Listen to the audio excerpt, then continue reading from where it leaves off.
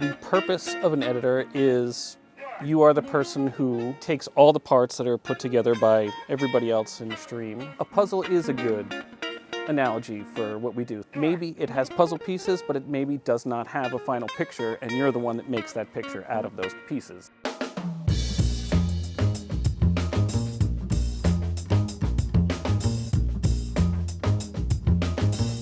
Hi, I'm Evan Tyler. I'm a video editor at CNBC. Welcome to NBCU Academy.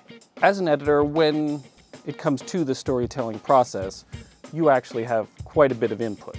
You'll generally be given a script from your producer. It'll give you varying levels of specificity. Sometimes it'll be every piece of track, every soundbite, every piece of video, every graphic, everything. That'll give you the guideline of how long it should be, where everything fits together, what it should generally look like.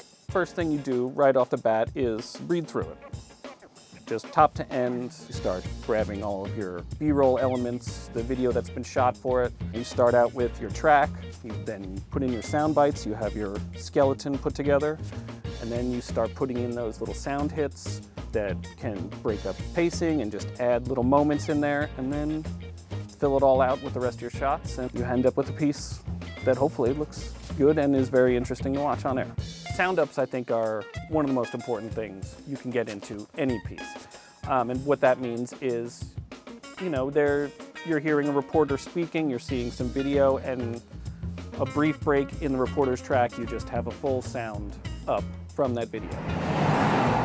It could be a car driving by, it could be a door closing, it could be a register beep, it could be very short, it can be less than a second. But if you just put that little bit in a pause in a sentence, it has a way of punctuating things that maybe aren't said in words. We'll try about 2 minutes, you guys. You can feel quite a bit of pressure sometimes when you're working on a piece because it's a lot of time, a lot of effort, maybe a lot of travel, certainly a lot of expense has gone into generating all of this media that is now put before you, and it's your job to fit it all together and get it out onto air.